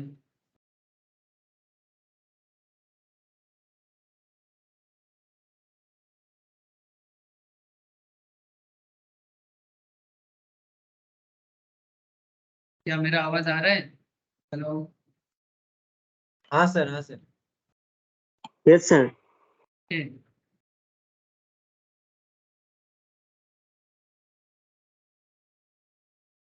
पता नहीं क्या बोलिए, किसी किसी को बड़ा दिक्कत हो। স্যার আমার আওয়াজ যাচ্ছে? হ্যাঁ, তোর আওয়াজ তো আমি পাচ্ছি। यस क्रिश, आवाज আসছে? Yes sir. इलेक्ट्रिसिटी इशू है क्या? जी सर। ठीक है। अच्छा देखो सर, तो सेक्शन 399 आपको क्या परमिशन दिया? Right to inspection to all. अरे आप कंपनी का डॉक्यूमेंट चेक कर सकते हो, बट आप यहाँ पर एक चीज ध्यान नहीं देख रहे हो। It is therefore the duty of every person, जब भी कोई इन्वेस्टर कंपनी का डेटा, या जब भी कोई क्रेडिटर, या जब भी कोई लोन प्रोवाइडर, मैंने बैंक वाले, ठीक है, जो भी कंपनी के साथ डील कर रहा है, every person dealing with the company, to inspect its documents and make sure that his contract is in conformity with their provisions, but whether a person reads them और नॉट, यानी आप company का documents पढ़े या नहीं पढ़े, ये आपका मर्जी। बट अगर आपने डॉक्यूमेंट्स उठाया तो ये बाय डिफॉल्ट मान लिया जाएगा कि आपको पता है। मैंने एक्चुअली क्या है ना सर, क्यों ये बात करना पड़ा? आप मुझे एक चीज बताओ, कितना लोग ऐसा है जो कंपनी का डॉक्यूमेंट सच में पढ़ता है? आप लोग जेन्युइनली मुझे बता सकते हो? ये जो शेयर मार्केट लोग चिल्लाते हैं, कोई कोई डरते हैं, जिनको नॉलेज नहीं है वो बहुत ज्यादा डरते हैं, ठीक है, कोई बोलते हैं जुआ है ना, कोई कोई बोलते हैं कि मार्केट है, बहुत रिस्क है, हाँ डूब जाओगे। लेकिन आप मुझे एक चीज बताओ, जब हम लोग कंपनी में पैसा लगाते हैं या इन्वेस्ट करते हैं, कितना लोग हैं जो कंपनी के बिजनेस के बारे में ये सब डॉक्यूमेंट्स को पढ़ते हैं? कितना परसेंटेज होगा? कहते हैं सर हमारे देश में, इंडिया में हार्डली 4% लोग स्टॉक मार्केट में इन्वेस्ट करते हैं। 4% लोग स्टॉक मार्केट में इन्वेस्ट करते हैं, समझ रहे हो सर? 140 करोड़ की आबादी में स्टॉक मार्केट में इन्वेस्ट करते हैं हार्डली 4%, उसमें भी एक्टिव है हार्डली 2 से 3%। तो आप समझ जाओ कि क्या सिचुएशन है। ये जो वॉरेन बफेट, आप नाम सुने होंगे, वॉरेन बफेट हो या राकेश झुनझुनवाला, है ना, नाम तो जरूर सुनेंगे आप लोग, आजकल मेरे से ज्यादा जानते हो, ठीक है। ये इनको कहा जाता है दुनिया का सबसे फेमस इन्वेस्टर और one of the richest person in the world. इनका एज कितना है पता है आपको sir? Currently is 92 years old. आज भी इस एज में आके, अपने हम लोग के टाइम पे जो एज था जब इनका, तो डेली ये 1500 पेजेस पढ़ लेता था पर डे। आप लोग एक किताब का एक चैप्टर पढ़ते हो 10 दिन, मतलब 100 दिन में एक बार, मतलब आप लोगों को पढ़ने में इतना बोरिंगनेस लगता है। वॉरेन बफेट हम लोगों के टाइम पे 1500 पेज पर डे पढ़ता था, इस एज में आके भी 500 पेजेस पढ़ लेते हैं। ये वर्ल्ड का सबसे फेमस इन्वेस्टर है और वर्ल्ड का one of the top 10 richest person में से एक, आज भी इस एज में आके। और इसका मेन रीजन क्या है जानते हो? कि जब किसी कंपनी में पैसा इन्वेस्ट करते हैं या जब भी किसी इंडस्ट्री में पैसा इन्वेस्ट करते हैं तो उनके बारे में पढ़ता है, रीड करता है। जिसको आप लोग बोरिंग समझते हो, वही बोरिंग काम करने में ये बहुत ही ज्यादा, मतलब लीगल मैटर से लेके फाइनेंशियल मैटर और बिजनेस का इकोनॉमिक एस्पेक्ट्स, हर चीज पढ़ने में इनको क्या बताऊं। और यही चीज है जो इनको ये बेसिक चीज है, यही बेसिक चीज जो बाकी सबसे इनको अलग कर देगा। और तभी दुनिया में हम लोग वारेन बफेट चिल्लाते हैं। वारेन बफेट तो भगवान नहीं है, लेकिन इन्होंने एक ऐसा काम किया, अपना बिजनेस नहीं बनाया, दूसरे के बिजनेस में पैसा डाल के बिजनेस बनाया। और ये कला क्या है, इसके पीछे क्या सीक्रेट है? सीक्रेट इतना सा है कि ये पढ़ता है, ये दूसरों के बारे में जानता है, ये बोरिंग सा काम को मेहनत के साथ करता है। और यही चीज अलग कर देता है। यही चीज मैं आपको बताना चाह रहा हूँ कि लॉ में क्यों ये बात कहा, लॉ ने ये बात क्यों कहा कि वेदर यू रीड इट और नॉट, हम लोग मान लेंगे कि आपने डॉक्यूमेंट्स को पढ़ा। It will be presume that you know, he knows the contents of the documents। ठीक है, दिस काइंड ऑफ प्रिज्यूम्ड और implied notice is called constructive. तो बेसिकली ये जो कंस्ट्रक्टिव नोटिस हुआ, आप समझ गए ना कंस्ट्रक्टिव नोटिस क्या है? अब कंस्ट्रक्टिव नोटिस क्या है? Whether a person reads the documents और not, he is presumed to have knowledge of the contents of the documents। ये मान लिया जाएगा by default। He is not only presumed to have read the documents but also understood them in their true perspective। मैंने सिर्फ read ही नहीं किया, ये भी मान लिया जाएगा कि आप सब चीज समझ के पढ़े। यही मान लिया जाएगा। जब आप कंपनी के साथ कोई डील करते हो तो आप कंपनी का डॉक्यूमेंट्स अवेलेबल है मार्केट में, पब्लिक डॉक्यूमेंट है। आपने नहीं पढ़ा, कंपनी के बारे में नहीं जाना, ठीक है, टीवी में कोई आके चार बात कर दिया, रास्ते में कोई आपको बोल दिया कि भाई इस कंपनी में पैसा लगाओ आपका ये होगा, आप इस कंपनी को लोन प्रोवाइड कर दो आपका अच्छा होगा, बाद में पैसा डूब गया, फिर आप ब्लेम करते रहे कि कंपनी फ्रॉड है, ये है वो है। लेकिन पहले आप जानो तो सही कंपनी का ट्रू पर्सपेक्टिव क्या है, रीड किया क्या? तो इसीलिए लॉ कहते हैं कि आप पढ़े या ना पढ़े, मान लेंगे कि आपने पढ़ लिया। तो इसीलिए यह भी बोला साथ में, he is not only presumed to have read the documents but also understood them in their true perspective। समझ रहे सर कितना बड़ा बात कर रहा है? and every person dealing with the company not only has the constructive notice of the memorandum and articles but also of all the other related documents। मतलब सिर्फ MOA और AOA ही नहीं, इसके साथ साथ स्पेशल रेजोल्यूशंस के बारे में भी उनको आइडिया होना चाहिए, रिलेटेड डॉक्यूमेंट्स के which are required to be registered with the registrar. ये सारे डॉक्यूमेंट्स कंपनी रजिस्टर के पास जब जमा किया हुआ है, वो सारे डॉक्यूमेंट्स के बारे में आपने जाना है। रेजोल्यूशन चेंज हुआ है, इसके बारे में भी आपको नॉलेज है। जैसे आपको मैं एक सिंपल सी बात करता हूँ सर, अभी मैंने आपको पेटीएम का एक डॉक्यूमेंट्स दिखा कि पेटीएम ने जब अपना ऑब्जेक्टिव चेंज किया, ठीक है, तो तब तक पेटीएम ने अपना ऑल्टरेशन किया, है ना? जब पेटीएम ने अपना ऑब्जेक्टिव चेंज किया तब आप देखोगे यहाँ पर आपको डॉक्यूमेंट्स दिख रहा होगा कि पेटीएम ने अपना ऑब्जेक्ट जब with a copy of memorandum, the share holder of messrs 197 communication special ordinary alter the provision of its memorandum with respect to its object complete with the section 13 subsection 1। ठीक है, तो जब change किया है तो क्या change किया है, किस डेट में चेंज किया है और क्यों चेंज किया है, ये ऑल्टरेशन डॉक्यूमेंट्स भी आप देखे हो, ये मान लिया जाएगा क्योंकि ये सब पब्लिक डॉक्यूमेंट है। सर क्यों? ऑब्जेक्टिव क्लॉज अगर चेंज हुआ है तो इसके साथ डिपेंड करके आपका इन्वेस्टमेंट भी बदल सकता है। जैसे एक सिंपल सा बात है सर, आज ये मैं आपको वॉरेन बफेट के बारे में बता रहा था, आपको पता है जब ये पेटीएम फ्लिपकार्ट जैसे कंपनी आया था उसी टाइम पे वॉरेन बफेट ने बता दिया था कि किसका फ्यूचर क्या हो सकता है। हाँ, कुछ चीज़ों में ये भी गलत हो सकते हैं, लेकिन 90% केस में ये लोग गलत नहीं होते, ये लोग गलत नहीं होते। जैसे अलीबाबा, मैं आपको अलीबाबा के बारे में बताया, ठीक है, जैक मा, अलीबाबा का ओनर कौन है? Jack Ma. तो जैक मा ने जब पेटीएम में इन्वेस्ट किया, तो वो क्या आंख बंद करके इन्वेस्ट कर दिया? वो कंपनी के बारे में जाना, पढ़ा और फिर इसका टेक्नोलॉजी को समझा और फिर बिजनेस का ऑब्जेक्टिव को समझा। अगर बाद में, जैसे आपको मैं एक चीज बता, एक पेटीएम का ही एक बिजनेस हुआ करता था, आप लोग भी शायद जानते हो, पेटीएम मॉल। पेटीएम मॉल अभी नहीं चलता है सर, अभी पेटीएम मॉल मोस्ट प्रोबेबली नहीं चलता है। ये पेटीएम मॉल एक समय में पेटीएम का अच्छा बिजनेस दे रहा था, फ्लिपकार्ट को कॉम्पीट कर रहा था, लेकिन आजकल ये चल नहीं रहा है। तो इसमें भी अलीबाबा का पैसा था, तो अलीबाबा ने इसको विड्रॉल कर दिया, अलीबाबा ने ये इन्वेस्टमेंट को विड्रॉल कर दिया। तो अगर बिजनेस का ऑब्जेक्टिव बदल रहा है ना, तो उसके साथ साथ इन्वेस्टर का ऑब्जेक्टिव, लोन प्रोवाइडर का ऑब्जेक्टिव बदल जाता है। आप समझ रहे हो बात को? इसलिए रूल एकदम क्लियर कट कहता है कि आप जानो कंपनी के बारे में, हर चीज जानो। डॉक्यूमेंट्स अगर पढ़े भी ना भी पढ़े तो भी हम लोग मान लेंगे कि आप लोग जानते हैं। इसी को बोलते हैं doctrine of constructive notice. I hope you understand.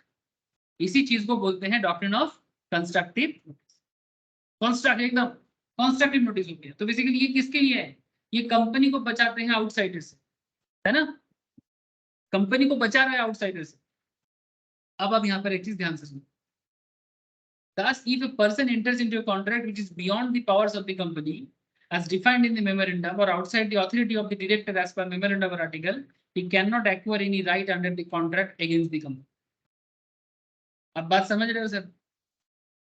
क्योंकि आपने अगर कंपनी के बारे में सब कुछ नहीं जाना और बाद में ऐसा कोई कॉन्ट्रैक्ट हो गया जो कंपनी के पावर में नहीं है, और कंपनी ऐसा किसी चीज में आपको साइन करवा दिया, या फिर आपने किसी मैटर में कंपनी में पैसा डाल दिया और फिर आपने कुछ प्रॉब्लम में पड़ गए, तो फिर आप कंपनी के अगेंस्ट में नहीं जा सकते। तो इसलिए कहते हैं, if a person enters into a contract which is beyond the powers of the company as defined in the memorandum or outside the authority of directors as per the memorandum or article, he cannot acquire any right under the contract against the company. तो ये हो गया outsider को problem, वो company के against में नहीं जा सकता, क्योंकि आपको पता होना चाहिए कि कंपनी क्या काम करता है क्या नहीं करता है। सर पहले आप मुझे ये बताओ कि आप लोगों को कंस्ट्रक्टिव नोटिस समझ में आया? अगर ये बात समझ में आ गया तो फिर जाके मैं आपको इंडोर मैनेजमेंट समझा पाऊंगा सर। प्लीज सर थोड़ा हाँ ना बताइएगा। Hello? Yes sir, yes sir. Yes ना? यस। Yes, sir. अब आप इंडोर मैनेजमेंट को देखो। Now now comes to indoor. Actually क्या है सर कि constructive notice and indoor management connected point में बात करता है, मतलब उल्टा बात करता है, ऑपोजिट में बात करता है। बट एक को समझोगे तभी दूसरे का मतलब इंपॉर्टेंस समझ पाओगे। ठीक है? तो मतलब एक रात है तो दूसरा दिन है, लेकिन रात तभी समझ में आता है जब दिन होता है। अगर दिन नहीं होता तो रात का महत्व तो समझ में नहीं आता, और एग्जैक्टली अगर रात ना होता तो दिन समझ में नहीं आता, या वाइस वर्सा, है ना? तो आई होप यू अंडरस्टैंड। तो चलो अब देखो इंडोर मैनेजमेंट क्या है। The doctrine of indoor management is the exception to the doctrine of constructive notice. Exception है ये कंस्ट्रक्टिव नोटिस का। हाँ शालिनी, नेटवर्क इश्यूज हो रहा है, मैं समझ सकता हूँ। आज यहाँ पर बारिश हो रहा है तो थोड़ा सा नेटवर्क प्रॉब्लम है, बहुत सारे लोगों को दिक्कत हो रहा है। अच्छा, बाद में रिकॉर्डिंग में थोड़ा देख लेना अगर किसी को ज्यादा दिक्कत हो रहा है तो। ठीक है, मैं क्लास अपलोड कर दूंगा। एक्चुअली अभी तबीयत थोड़ा सा रिकवर हुआ है, बहुत ज्यादा मैं कंप्यूटर स्क्रीन नहीं देख पा रहा हूँ। मतलब क्लास अभी स्टार्ट किया, धीरे धीरे आदत हो जाएगा, बहुत दिन नहीं किया ना। कर दूंगा सर, अपलोड भी कर दूंगा। अच्छा देखो, doctrine of indoor management is the exception to the doctrine of constructive notice. The aforesaid doctrine of constructive notice does in no sense mean that outsiders are deemed to have notice of the internal affairs of the company. अब ये क्या कहता है कि company का अंदर का बात बाहर का लोग कैसे समझेगा? बिग क्वेश्चन, एक बिग क्वेश्चन है कि कैसे एक बाहर का बंदा जो इन्वेस्टर है, मतलब इन्वेस्टर है माने प्रोस्पेक्टिव, माने अभी इन्वेस्टर हुआ नहीं है, इन्वेस्ट करेगा, लोन दिया नहीं है देगा, क्रेडिट दिया नहीं है देगा, मतलब prospective creditor, prospective investor, prospective loan provider, या फिर अगर वो लोग दे भी दिया फिर भी वो बाहर का ही है। जो कंपनी को लोन देते हैं ना, वो कभी कंपनी का अंदर का बंदा नहीं होता है ना? क्या सर, बैंक वाले कंपनी को लोन देते हैं तो क्या बैंक वाले कंपनी का अंदर का लोग हो जाता है? Please tell me. जो बैंक कंपनी को लोन देते हैं बिजनेस करने के लिए, तो क्या वो कंपनी का इंटरनल मैनेजमेंट का हिस्सा है? No, sir. No sir. हाँ, शेयर होल्डर जब शेयर होल्ड कर रहा है तब वो इंटरनल मैनेजमेंट का हिस्सा बन सकता है, मतलब वो कंपनी का बंदा है, क्योंकि आप कंपनी का शेयर होल्डर हो तो आपको कंपनी के बारे में नॉलेज तो होना ही चाहिए। लेकिन हाँ, जैसे मतलब क्रेडिटर जो कंपनी के साथ क्रेडिट में काम कर रहे हैं, मतलब गुड्स प्रोवाइड कर रहे हैं, क्रेडिट में दे रहा है, बाद में पैसा वापस करेगा, तो ये भी बाहर वाले बनते हैं। तो क्या कहते हैं सर कि कंपनी अंदर में इंटरनल लेवल में क्या अफेयर्स चला रहा है, क्या अंदर में घुसापुसी कर रहा है, ये बाहर का लोग कैसे समझेगा। For instance, if an act is authorized by the article or memorandum, an outsider is entitled to assume that all the detailed formalities for doing that act have been observed. This can be explained with the help of landmark case, the Royal British Bank versus Turquant. And this is the doctrine of indoor management, popularly known as Turquant rule. अब मैं आपको ये case बताता हूँ कि क्या हुआ था Royal British Bank versus Turquand rule. It's very famous case, Google करोगे ना, गूगल में ये एक्ट अभी आ जाएगा आपके सामने। जस्ट आप लिखो तुर्कवांट रूल बोल के, क्या लिखोगे सर? तुर्कवांट रूल।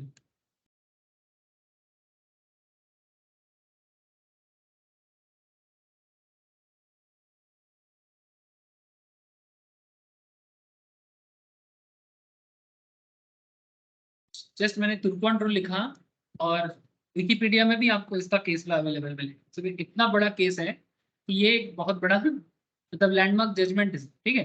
तुर्कवांट रूल, तो ये ब्रिटिश रॉयल बैंक का ये लोगो था उस टाइम पे, 1856 के समय का बात कर रहा हूँ, जब ब्रिटिश हमारे देश में कॉलोनी बनाया था, उस टाइम का केस है। तो क्या केस बना था, मैं आपको केस बताता हूँ। Royal British Bank versus Turquand, UK company law का केस बना था उस टाइम पे, जिसको पूरा दुनिया भर में पढ़ाया जाता है, ठीक है। स्पेशली जहां जहां इंग्लिश ब्रिटिश एजुकेशन सिस्टम चलता है, हर जगह में ये लॉ को रेफर किया जाता है। तो क्या हुआ था सर इसमें, doctrine of indoor management, the Royal British Bank versus Turquand का रूल क्या था? Mister Turquand was the official manager. कौन है sir? Official manager, basically liquidator of the insolvent Cameron's Coalbrook Stream, एक कंपनी है जिसका मैनेजर लिक्विडेटर, माने company का जो पूरा लोन प्रोसेस मतलब लिक्विडेशन चल रहा था, उस प्रोसेस को वो मैनेज कर रहा था, ठीक है। Of the insolvent Cameron's Coalbrook Stream company का official manager. Coal and Swansea and लफर रेलवे कंपनी, ठीक है। क्या कंपनी है? कोल एंड स्वांसी एंड लफर Railway Company. It was incorporated under the Joint Stock Companies Act 1844, British England का concept. Joint Stock Companies Act 1844 में ये company incorporate हुआ था। कौन company? Coal and Swansea and लफर Railway Company. The company had given, ध्यान से सुनना, लॉ को ध्यान से, मतलब केस को सुनना, आपको समझ में आ जाएगा doctrine of indoor management.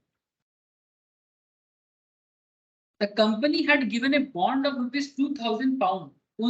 On that time, £2,000 is a huge amount. अब आज के डेट में हिसाब लगा के देखो £2,000 कितना है, तो अब उन दिनों में समझ में आ जाएगा कि कितना ज्यादा इन्फ्लेशन। 1856 1856 में £2,000 मैंने बहुत बड़ा बात है। The company had given a bond for £2,000 to the Royal British Bank. Royal British bank को £2,000 का एक बॉन्ड दिया था, which secured the company's drawings on its current account, और उसके बदले कंपनी ने अपने करंट अकाउंट में कुछ ड्राइंग को सिक्योर किया। मैं समझाता हूँ क्या है। The bond was under the company seal, signed by the two directors and the secretary. When the company secretary माने कंपनी सेक्रेटरी, ओके, आज के डेट में जिसको हम लोग CS चिल्लाते हैं, तो वो secretary. When the company was sued, company के अगेंस्ट में केस ना, केस क्या हुआ? It's alleged that under this registered deed of settlement, directors only had power to borrow up to an amount authorized by a company resolutions. A resolution had been passed, but not specifying how much the director could borrow. यानी बहुत simple case है। ये जो company है, royal British bank से loan लिया, ठीक है। कंपनी ने रॉयल ब्रिटिश बैंक से लोन लिया था £2,000 पे, इसको बॉन्ड भी बोला जा रहा है यहाँ। तो कंपनी जो लोन लिया उसका डॉक्यूमेंट्स में साइन कौन किया है? डायरेक्टर ने और सेक्रेटरी ने। कंपनी का 2 डायरेक्टर, कंपनी का सील भी वहां पर लगाया गया और कंपनी सेक्रेटरी भी साइन किया। लेकिन कंपनी पे केस किया जा रहा है कि it is alleged that under is registered deed of settlement, director only had power to borrow up to an amount authorised by a company resolutions. Company का डायरेक्टर उतना ही अमाउंट लोन ले सकता है जितना कि कंपनी का रेजोल्यूशन उसको पास करेगा। यानी कंपनी के अंदर जो मीटिंग हो रहा है उसमें कंपनी का जो बोर्ड है ना, बोर्ड डिसाइड करेगा कि ये डायरेक्टर कंपनी का कितना लोन कंपनी की तरफ से कितना लोन ले सकता है। लेकिन सर यहाँ पर पॉइंट क्या है, रिजोल्यूशन पास हुआ था बट अमाउंट स्पेसिफाई नहीं हुआ था कि कंपनी कितना लोन ले सकता है। बात समझ रहे हो सर? अब बैंक ने तो लोन दे दिया, बैंक ने तो लोन दे दिया। अब सवाल ये उठता है, hey, it was decided that bond was valid, bond was valid.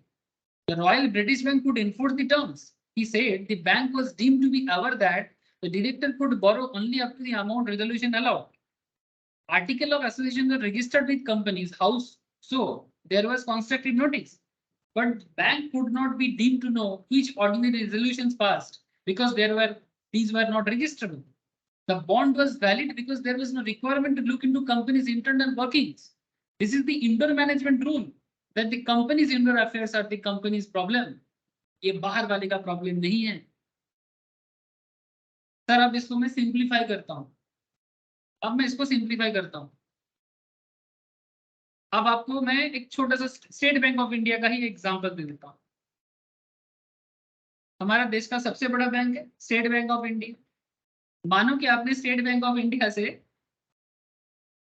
आप एक कंपनी, तो कंपनी ने मानो स्टेट बैंक ऑफ इंडिया से 2 करोड़ का लोन लिया। अच्छा, कंपनी तो लोन डायरेक्टली अप्लाई नहीं कर सकता ना, corporate banking company direct apply थोड़ी कर सकता है। कंपनी के पास पावर होगा, पावर किसके थ्रू से आते हैं, कंपनी का डायरेक्टर के थ्रू से आते हैं, जो बेसिकली कंपनी का प्रोमोटर लेवल होता है, या डायरेक्टर का परमिशन अगर है तो कंपनी सेक्रेटरी पावर दे सकता है, ठीक है, कि कितना लोन पास होगा कि नहीं होगा, कितना लोन मैक्सिमम ले सकते हैं। तो ये सब करने के लिए कंपनी को क्या करना होता है, ये सब करने के लिए कंपनी को रिजोल्यूशन पास कराना होता है। और रिजोल्यूशन में डायरेक्टर को पावर दिया जाता है, डायरेक्टर को पावर दिया जाता है कि डायरेक्टर कंपनी के बिहाफ से इतना लोन ले सकता है। तो मानो हमारे इस केस में, ये जो एसबीआई का केस मैं बना रहा हूँ एग्जाम्पल के तौर पे, कंपनी ने स्टेट बैंक ऑफ इंडिया से लोन मांगा 2 करोड़ का, एसबीआई ने दे दिया। लेकिन डायरेक्टर का पावर के बारे में कंपनी ने डिटेल्स में कुछ किया नहीं। मतलब बेसिकली रूल तो है डायरेक्टर लोन ले सकता है, रिजोल्यूशन भी पास किया हुआ है मीटिंग में, बट अमाउंट स्पेसिफाई नहीं किया है कि डायरेक्टर मैक्सिमम कितना अमाउंट लोन ले सकता है। अब बाद में कंपनी बोल रहे हैं कि आपने हमारा सारा डिटेल्स पढ़ा कंस्ट्रक्टिव नोटिस के तहत। बात समझ रहे हो?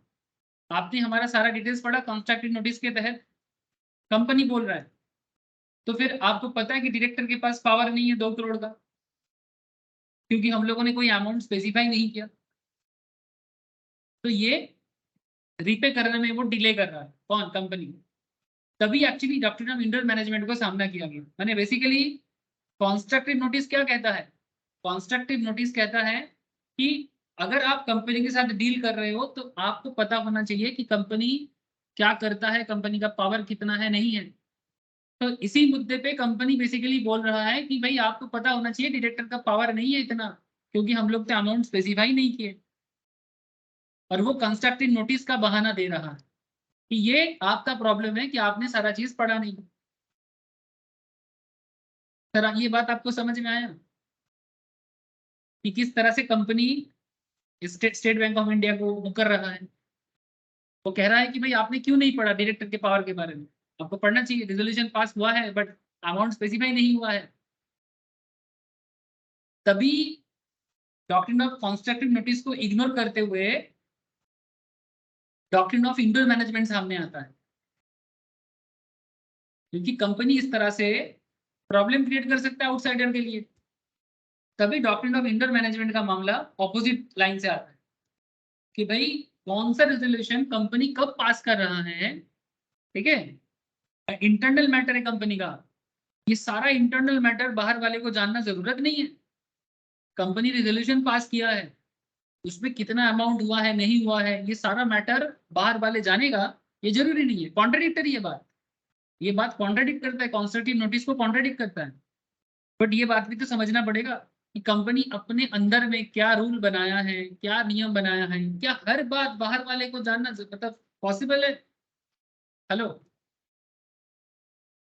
आप लोग बात समझ पा रहे हो ना?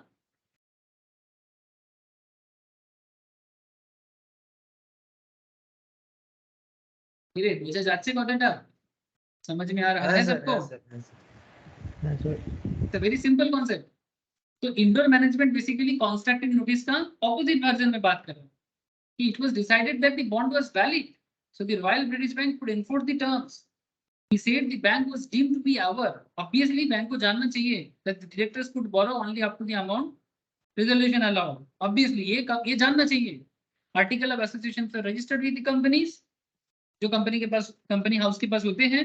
So there was constructive notice, obviously, but the bank could not be deemed to know which ordinary resolution passed because these were not registerable, and the bond was valid because there was no requirement to look into the company's internal workings. This is the indoor management rule that the company's indoor affairs are the company's property. Her matter में बाहर वाले सब constructive notice का दुहाई देके company अपने आप को बचा नहीं सकता। ठीक है, तो इसमें कंपनी को अपना जो भी बॉन्ड था उस बॉन्ड का भरपाई करना पड़ेगा। जो रॉयल ब्रिटिश बैंक से तुर्पॉइंट मैंने बेसिकली ये कोल, ये जो कंपनी है ना, इस कंपनी का नाम क्या है? कोल एंड स्वांसी एंड लफर रेलवे कंपनी, जिसका लिक्विडेटर था, ऑफिशियल मैनेजर थे तुर्पॉइंट। ठीक है, इसीलिए इसको तुर्पॉइंट वर्सेस रॉयल ब्रिटिश बैंक का केस के नाम से जाना जाता है। समझ रहे हो? ये पूरा फैक्ट यहाँ पर आपको विकिपीडिया पे भी मिलेगा। आप चाहो तो जिनको लॉ का शौक होता है ना जानने का, क्यूरियोसिटी और क्यूरियसनेस के साथ पढ़ सकते हो। ठीक है, so I hope you understand sir. Constructive notice जो था वो कंपनी को आउटसाइडर से बचाता था और इंडोर मैनेजमेंट आउटसाइडर को कंपनी से बचाता है। समझ में आ गया? Yes sir. ठीक है, तो this is the main point of these two things. ठीक है, it's a very old concept, 150 साल पुराना कॉन्सेप्ट है। एक कंस्ट्रक्टिव नोटिस जो है वो कंपनी को बाहर वाले से बचाता है और इंडोर मैनेजमेंट जो है तो बाहर वाले को कंपनी से बचाते हैं। इसीलिए आपको ये दोनों चीज केयरफुली याद रखना चाहिए। आई होप कि आपको समझ में आया होगा। अच्छा, कुछ एक्सेप्शनल्स भी होते हैं। There are certain exceptional situations also doctrine of indoor management का। देयर आर सर्टेन सिनेरियो जहां पर डॉक्ट्रिन ऑफ इंडोर मैनेजमेंट काम नहीं करता। ठीक है, जैसे कि you will notice that the aforementioned rule of indoor management is important to person dealing with a company through its directors or other person like secretary, company secretary. They are entitled to assume that the facts of the directors or other officers of the company are validly performed if they are within the scope of their apparent authority, so long as an act is valid under the article. If done in a particular manner, an outsider dealing with the company is entitled to assume that it has been done in manner required. The above mentioned doctrine of indoor management rule has limitation of its own. That is to say, it is inapplicable of the following cases. तो हर चीज का ना एक positive और एक negative side होता है। तो देयर आर सर्टेन सिनेरियो जब तुर्पॉइंट रूल प्रॉपर्ली काम नहीं करता, जब ये सॉरी इंडोर मैनेजमेंट, ठीक है, इंडोर मैनेजमेंट प्रॉपर्ली काम नहीं करता। जैसे there is a case actual or constructive knowledge of irregularity. The rule does not protect any person when the person dealing with the company has notice whether actual or constructive of the irregularity. In Howard versus Patent Ivory Manufacturing Company के case में, where the director could not defend the issue of debentures to themselves because they should have known that the extent to which they were lending money to the company required the assent of the general meeting, which they had not obtained. माने basically normally indoor management बाहर वाले को क्या करता है? Protect करता है। But there may be certain scenario जिस पॉइंट में इंडोर मैनेजमेंट भी बचा नहीं सकता। जैसे कि Harvard versus patent ivory manufacturing companies के केस में ये देखा गया था। क्या देखा गया था? कंपनी, आप लोगों को यहाँ पे कुछ चीजें समझना पड़ेगा। The director could not defend the issue of debentures to themselves. Company ने डिवेंचर इशू किया था because they should have known the extent to which they were lending. कितना इशू कर सकता है to the company, required the assent of general meeting. इसमें company में general meeting का ओपिनियन चाहिए, which they had not obtained, जो company ने नहीं दी और कंपनी ने डिवेंचर इशू कर दिया। ठीक है, तो नॉर्मली हमें क्या होना चाहिए कि कंपनी ने मीटिंग में पास किया होगा तभी कंपनी कर सकता है ना। But there are certain situations जहां कंस्ट्रक्टिव नॉलेज और इरेगुलरिटी के कारण इंडोर मैनेजमेंट भी प्रॉपर्ली काम नहीं कर सकता। तो ऐसा कुछ केसेस यहाँ पर बोला है जहाँ irregularity of constructive knowledge missing है, जैसे कि Howard versus Coat and Ivory, ठीक है, Morris versus Kanssen. The director could not defend an allotment of shares to him as they participated in the meeting which made the allotment. His appointment as a director also fell through because none of the director appointed him was validly in office. ठीक है, तो ऐसे कुछ situations है जहां पर indoor management भी properly काम नहीं करता. Suspension of irregularity, suspension of irregularity. मैं आप लोगों को एक छोटा सा चीज बताता हूँ. आप लोग ना घर पे ये जो एक्सेप्शनल पॉइंट्स है इसको एक बार गो थ्रू करिए, ठीक है. मैं नेक्स्ट क्लास में आप लोगों को ना बेसिक्स ऑफ कंपनी लॉ का, ठीक है, मैक्सिमम जो इंटरमीडिएट लेवल के लिए भी as well as foundation level के लिए भी सब सेम ही है, बिकॉज ये बेसिक्स है. मैक्सिमम जो जो क्वेश्चन हो सकता है मैं नेक्स्ट क्लास में आप लोगों के साथ वो सब डील करूंगा. मतलब क्या क्या क्वेश्चन एग्जाम में पूछ सकते हैं सब्जेक्टिव टाइप में, ठीक है, तो उसको मैं बताऊंगा. तो आप लोग घर पे एक बार गो थ्रू कर लीजिए. अगर आप लोगों को कुछ डाउट रहे एक्सेप्शनल पॉइंट्स में भी मैं आप लोगों को नेक्स्ट क्लास में समझा दूंगा, ठीक है. सर एक्चुअली क्या है, मैं बहुत दिन स्टार्ट किया तो मैं थोड़ा इसलिए थोड़ा कम कर रहा हूँ, नहीं तो क्या होगा कि दिक्कत बढ़ जाएगा. तो इसलिए मैं एक्सेप्शनल अभी सोच रहा था बता दूं, बट मुझे लग रहा है कि अभी थोड़ा कम कर देना चाहिए. तो मैं आप लोगों को रिकमेंड कर रहा हूँ कि आप लोग घर पे एक्सेप्शनल्स को एक बार पढ़े, ठीक है, कि डॉक्टर ऑफ इंडोर मैनेजमेंट का क्या क्या एक्सेप्शनल पॉइंट्स है जहाँ वो प्रॉपरली काम नहीं करता. और फिर क्वेश्चन आंसर भी आप लोग नोट से एक बार देखें. अगर आप लोगों को समझ में आता है बहुत अच्छा, नहीं समझ में आता है तो भी मैं नेक्स्ट क्लास में बताऊँ. लेकिन मैं normally basics of company law का मेन पार्ट कंप्लीट कर दिया. हाँ, देयर आर कुछ पॉइंट्स है जो मुझे नेक्स्ट क्लास में भी बताना पड़ेगा. ये थोड़ा सा एडवांस पॉइंट्स है, जैसे ये चीज़ जानना जरूरी है कि मैं बता देता हूँ क्या क्या है. जैसे कि कंपनी अपना नाम रेक्टिफाई कैसे करते हैं, सेक्शन 16, ठीक है, ठीक है, ये सब बहुत इंपॉर्टेंट भी है, जानना भी चाहिए, ठीक है. कंपनी किस तरह से अपना नाम को कन्वर्जन करते हैं, जो ऑलरेडी रजिस्टर्ड है वो अपना कंपनी को registered company, conversion of companies already registered, माने पब्लिक से प्राइवेट में कैसे जाएंगे, प्राइवेट से पब्लिक में कैसे आएंगे, इस तरह का कुछ पॉइंट्स है जो जानना भी जरूरी होता है, ठीक है. तो ये कुछ पॉइंट्स है, मैं नेक्स्ट क्लास में बताऊँ. मैं बस इतना आशा करूंगा कि तब तक आप लोग घर पे कंपनी का रिलेटेड जितना क्लासेस पहले भी हो चुका है एक बार गो थ्रू कर लो, और आज का क्लास भी एक बार सुन लो, तो फिर नेक्स्ट क्लास में सारा पॉइंट्स आप लोगों को क्लैरिटी से समझ में आएगा. और मैं बेसिक्स नेक्स्ट क्लास में कंप्लीटली कवर करूंगा विद क्वेश्चंस, ठीक है सर.